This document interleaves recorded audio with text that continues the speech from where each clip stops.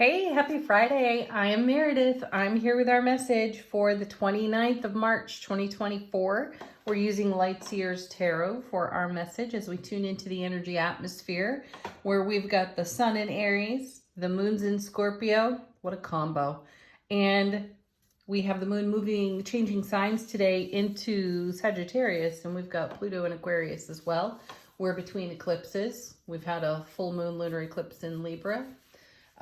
We have an oncoming solar eclipse. I think that's happening on the 8th.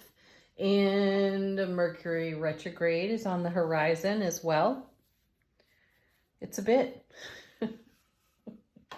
How are you doing with it? I haven't heard one person yet tell me, oh yeah, it's awesome. No, instead I'm hearing, ah, what the heck's happening out there in the world? I suppose you could ask that no matter what the planetary phases are. All right, first card for today. Five of Swords. Well, we're hot and bothered over something. Something we might like to change our minds about. And that's completely up to us, isn't it? We can change our minds. So fives are a number of change. They're often a number of conflict, though they bring the opportunity to resolve conflict. So what requires your attention here with this Five of Swords? Let's see what comes next. Oh, nice. The Hierophant, another five, two fives in a row. So look at the spirit of the energy on the Hierophant here. Yeah, pretty sweet, right? Look at the Five of Swords. This is what transformation can look like. This is what conflict resolution can look like too. So what requires settling? What has you kind of tied up in knots over here on this Five of Swords? Do you need to talk it out with someone? Maybe. Do you need to maybe look yourself in the mirror and have a conversation with you? How long has it been since you said I love you in the mirror? I got reminded of that one recently, and it had been a while. So, what's on your mind? What are you interested in up-leveling?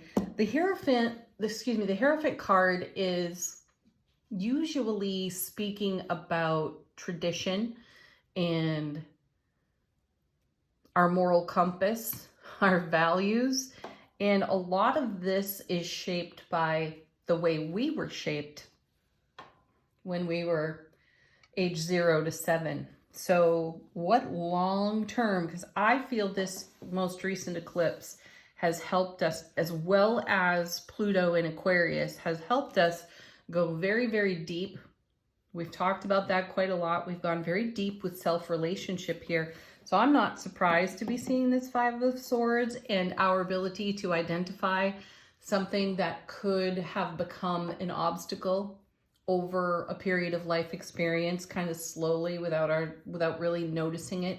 And now the eclipse has put a different kind of light on it, and we see it, and there's a bit of anxiety and anxiousness to get out there and make a change, though I'm sensing there's a desire for overnight results.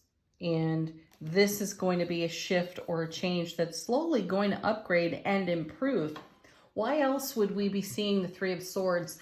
And one of my besties yesterday reminded me, sometimes the Three of Swords is just the mundane details of daily life. Think about it.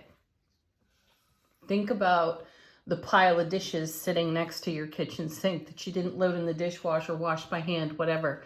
Think about the mound of laundry you've got to go through, right? Maybe things stacked up on you and got a little bit out of hand in the household. Sometimes it's just that simple. I know I'm really, really bringing it down to a super mundane level, though every now and then we get a hum of discontent from having things out of order.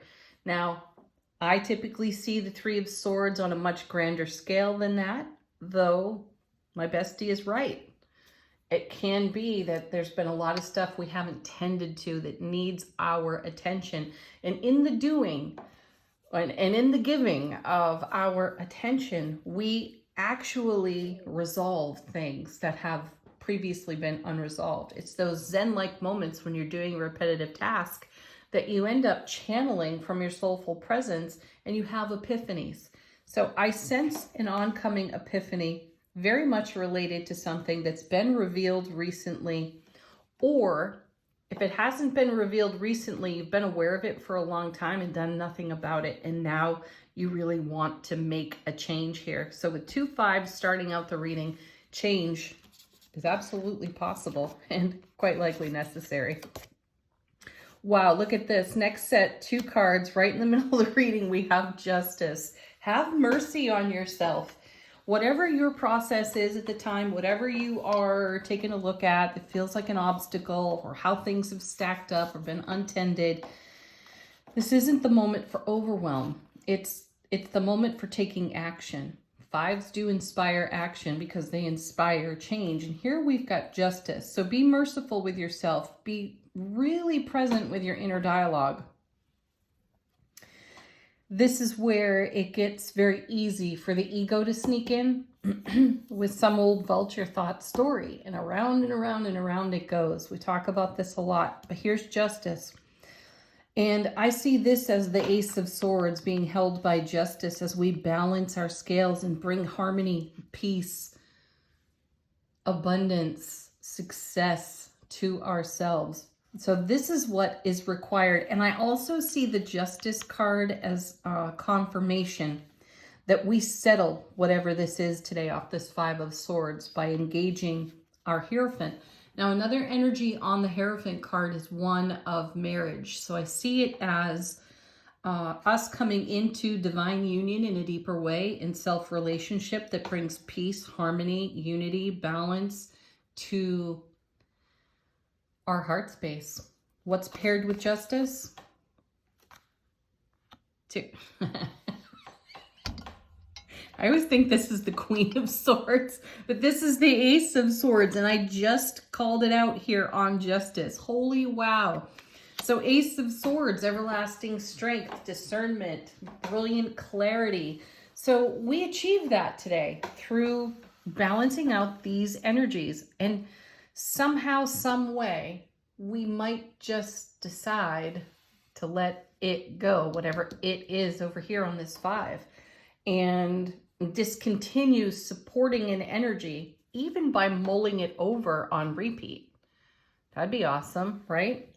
So be discerning, make some choices, look yourself in the eye today in the mirror, bring the love, channel the love, and know that you can up level, shift frequency, change anything you desire to change for your highest and greatest benefit. There's nothing holding you back there. Now we have the 2 of Swords. Wow, Ace, 2, 5. Swords are heavy in this reading today. It's kind of cool because that means we're getting to the point with something, and I like that. This 2 of Swords is kind of a clarion call for you to listen to your inner voice and pay attention to what is being whispered to you consistently and take some action on it. You've received intuitive information, and perhaps you haven't pulled the trigger on whatever your intuitive guidance is, and we're being led, guided, if you will, to take the action that needs taking. I know what I need to do, and I have procrastinated in a number of ways. I've really slipped out of my own sense of discipline at times with procrastination. And discipline is to be the disciple of. So yeah, even I jump out of that. I shouldn't say even I. It's very clear that I do. I watch myself do it often. So here it is in the card saying, let's come back around with kindness, compassion, and mercy. And no negotiating. Let's just get to the heart of the matter. Let's get to the point. That's why the swords are here. Be discerning and take whatever action needs taking. And then, wow, look at this. Strength coming back again. We've had this card. I think we had it yesterday even. So dive deep into your wild, untamed, free-spirited nature. And you bring that to bear on anything being stirred up over here in your Five of Swords. Take a look at your inner conflict. Look at these two cards. They don't look comfortable, do they? Great question. Why would we allow ourselves to linger here? This looks like suffering to me. And if we're going to be authentic and raw, why do we choose that at times? Why do we put ourselves at the bottom of the list? Why do we wait and procrastinate to make a shift or a change that can bring us this kind of joy? Because it engages vulnerability. And when it engages vulnerability, we get the feels. And sometimes we just don't want to do it. I get it. That takes real courage though. And I'd rather do this. I'd rather be in the strength card and in the momentum of, or catching the current of, my own highest and greatest flow of energy. And to be real, to be raw with myself means to acknowledge that I have a ways to go there, and I'm okay with that. It's not always comfortable, and I do find myself here, and I don't think that I'm any different than the rest of you. I know that you all can identify one or two things at the very least that require attention or that look or feel like this Five of Swords. So what are you waiting for? Gather up your strength, get vulnerable with yourself, look yourself in the eye in the mirror, be merciful, be brilliantly clear, raw and authentic, and be discerning and choose this kind of happiness. Transform this into this, right? Powerful. Let's see what's on the bottom of the deck. How's the universe helping us, supporting us? What's not so obvious to us? Three of Swords. Yes, we're building or adding to our legacy of happiness here. We're adding on to our already fantastic foundation of joy, right? And we're just identifying here that there's some things standing in our way that really need attention. Love, kindness, compassion, right? So let's get into it, because this is about building a legacy of happiness here. The 3 turns into the 4, which is, you know that card. Oh, now look at this, another wand. The 7. The 7s are all about heaven touching earth within us. And one of the key meanings of the 7 of Wands is to see the bigger picture and do whatever it takes to achieve the vision you have put out there on the horizon that you're staring at here on the 3. Do what it takes to make it happen. 3 and 4 make 7. 3 is the number of heaven. 4 is the number of earth. That's why heaven touches earth within us on the 7 of Wands. And if you want heaven to touch earth within yourself for a particular experience that needs resolution, love, and kindness, this is the moment to do it here. Why would we want to walk around feeling like that? We don't. So let's take action. You watch, we'll get the take action card out of Angel Answers. Look at this, another 5. So we've got 3 5s in the reading, and it's the 5 of Wands. So this is a bit of a fiery topic for us. Whatever our 5 of Swords is, these 2, wow. You know, if you read about tarot, one of the books I have says, you know, the 5 of Wands is like, it'll leave a mark. It'll leave a bruise, right? And the 5 of Swords, well, you bleed when you get poked with a sword. So this is pretty serious. We're being too tough on ourselves in some arena. And it's likely a voice from the past that's really critical that we heard somewhere in our early life programming, and then we picked it up. We picked up wherever that voice left off. So let's get bold. Let's get brave. Let's dig for our courage and be vulnerable with ourselves. We've got the 2 of Swords, the Ace of Swords, the 5 of Swords. Here we've got the 3 of Wands, the 5 of Wands, the 7 of Wands. It's going to take some fire. Now, the swords are connected to air signs. So we're fanning our own flames. Yeah. And we are solely responsible for all of this over here with the 5. So let's do something about it. Let's get creative. Let's have some fun with it, actually. You know, growth and change doesn't have to be this dramatic whine fest out of the ego, right? We can laugh our way through this. We can cry our way through it too. And I'm a fan of it. Cry if you need to. Just don't linger there. Don't overwhelm yourself and say, I can't do it, because that's what created this 5. I shared this story recently with a person very dear to me.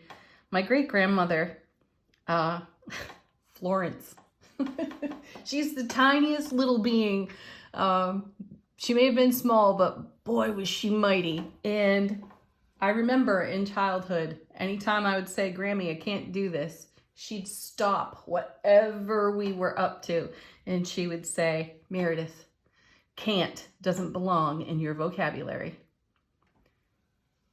Anytime I said it, she was there with that reminder. You can do anything. So whatever your ego's been telling you you can't do, the cards are telling you you can. So's my great-grandmother Florence. All right, then we have the Fool. This is great. This is so great, because here's the reminder from earlier in the week. We had the 9 of Cups, and then we had the Fool. I think it was Monday's reading even. Encouraging us into a leap of faith that we took. So what happens when you take the leap of faith? Whoa, yeah, the ego shows up with all of its conversation around what you really can't do, or some self-sabotage or whatever. It's gotta go. And you can make it go. Final word.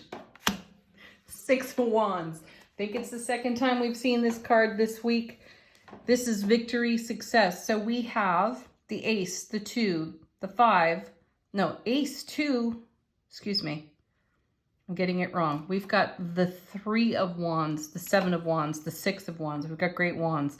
So lots of fire, lots of creativity and resource and ability, using our skill and our talent. This is primarily coming out of the bottom of the deck too. The 5 is there as well. So there's a lot of resource at hand for us to make a transformation here courageously and maintain our sense of soft vulnerability, which ultimately makes us incredibly strong and resilient. So bring it. Angel answers, queries, questions, confirmations. Let this deck gift you as I shuffle. Excellent. Excellent. The situation will improve.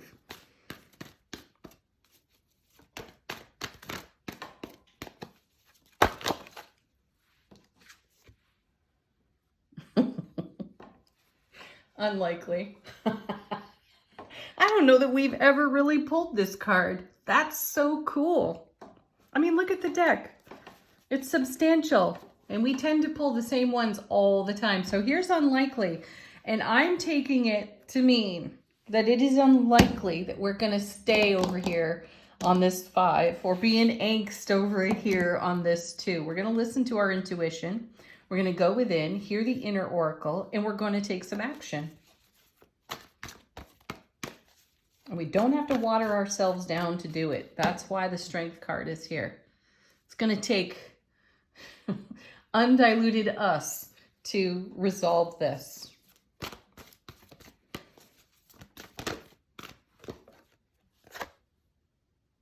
Here's an instruction manual. Let go. Go with the flow. Ooh, falling out of the deck. Get more information. Yes, tell yourself the truth. Take a look at all pieces and parts. Oh, sweet. Trust. Trust yourself. Trust your journey. You've come this far, and you didn't come this far just to come this far. All right, what are we doing here? Final word on the reading from Soul Power. You know, there's a beautiful ebook that goes with this deck as well. So I'll put the link in the description box. How is our soulful presence informing our waking consciousness? What is our soul power saying to us today? And we have, oh, wow. How perfect is that? I am presence. What does your I am sound like lately?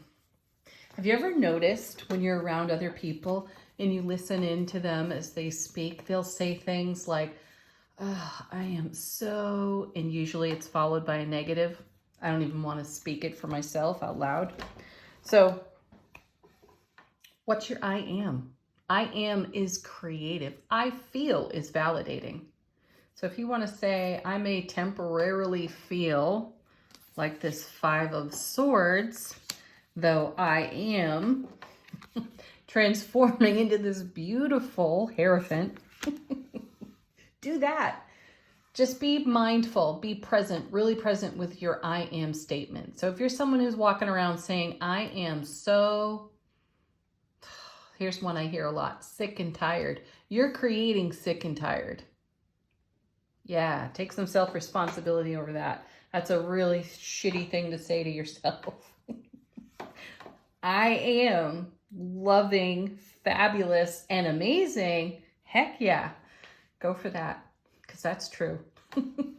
Have a beautiful Friday, everyone. Enjoy your wonderful weekend. Thank you for joining me as always. Namaste.